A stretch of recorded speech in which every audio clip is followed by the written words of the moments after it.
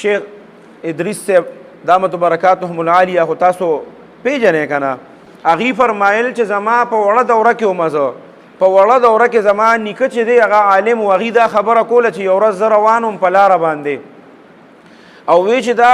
د ډېر وخت خبره ده چې وي زه په وړه دوره کې وم نو دا به څونه ډېر وخت خبرې وی په لاره باندې روان وم داسې د ګرمۍ موسم و ما ته یو موټر ودرېده په لاره باندې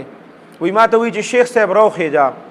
دا د شیخ صاحب نیکه دا خبره کوله چې ما ته وی چې شیخ صاحب راوخېږه وی زه ځان سره وخېجولم په لاره باندې خبرې اترې شروع شوې وي هغه هلک چې و هغه ښه صفا ږیره م خریلې وه سر باندې ټوپۍ موپۍ م نه وه خو داسې ښکارېده لکه په هغه زمانه کې ورسره د هغه زمانې بهترین ګاډی و چې هغه د لږو پیسو ګاډی نه و وی هغه چې راوخته وی خبرې اترې کېدې وي ما ورته وی چې ځان وی زمونږ باباجي ورته فرمایل چې ځان راته وښایې چې ته څوک یې وی ما ورته چې شیخ صاحب ځان نه ته لا نه ښیمه چې کله ور نږدې شو بیا به راته ځان وښیمه که اوس مې راته ځان وښو نو ته به رانه د ګاډي نه کوز شې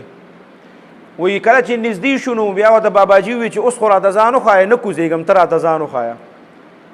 وی ما ته وی چې زه ستاسو سره په وړه دوره کې وم ما وړه دوره ستاسو نه کړې ده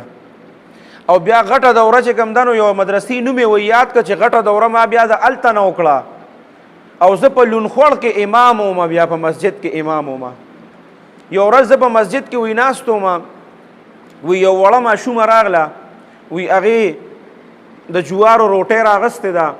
او د جوارو د روټۍ د پاسه چې دی نو لږ غوندې ساګ اچولې دی وی زه ناست وم بس وی هسې شیطان په انسان باندې محنت کوي وی چې ما وکتل وی هغه روټۍ او هغه ساګ او هغه ما ته ډېر سپک ښکاره شو چې یا الله تا زه دې له پیدا کړی ما زما به ټول عمر دا خوراکي زه به د جوارو دا روټۍ خورم او زه به ټول عمر دا ساګ خورم وی هغه امامتۍ چې ما کوله او هغه حلاله روزي چې کومه ماله راغلې وه هغه د جوارو روټۍ او ساګ وی ما راواغشته او د غصې نه مې لرې وویشته پټي ته وی ما د رزق ناقدري م وکړه ما دغه خپل علم ناقدري م وکړه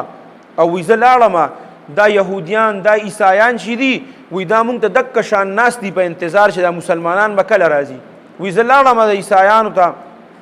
د عیسایانو ځای ته چې لاړم وی ما ورته وی چې زه خو مسلمان یم او علم مې م کړی دی عالم یم وی چې دا خبر هغې ته وکړي بس هغې ډېر زیات خوشحالېږي بس ما ته وی چې ته به خو خپله مسلماني به پرېږدې تاله به مونږ دومره څه درکړو چې ستا په وهم او ګمان کې به م ني وی ما ورته وی چې زه دکې څیزونو نه خو زما دا زړه تور دی چې د جوارو روټۍ او ساګ او پلیټ ورسره هم نشته چې زه په هغې کې خوراک وکړم بس وی زه د پیسو دپاره چې دی وی زه عیسایي شوم وی چې کله زه عیسایي شوم وی دا زه صرف دغه حلال رزق چې دی د هغې ما ناقدري وکړه ما پټي ته وغورځو وی د هغې د وجې نه الله زما نه د ایمان هغه نعمت واغسته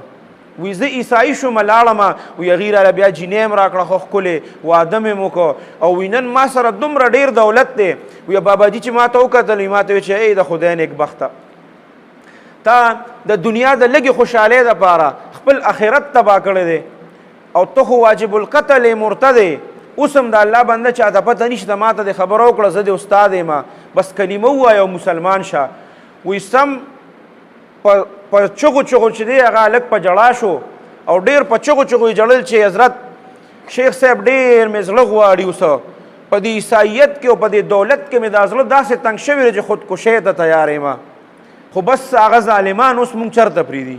هغه ظالمان مونږ داسې ګیر کړي یو چې مونږ اوس د هغې نه ځان نشو خلاصولی زه اوس وایم چې هغه د جوارو روټۍ او هغه ساګ دې م ني زه دې چېرته اوږې ناست یم زه دې چېرته تږې ناست یم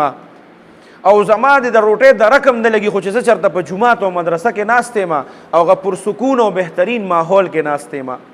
په دې ماحول پسې تاسو چې پکې ناست یې په دې پسې ګورې خلک ارمانونه کوي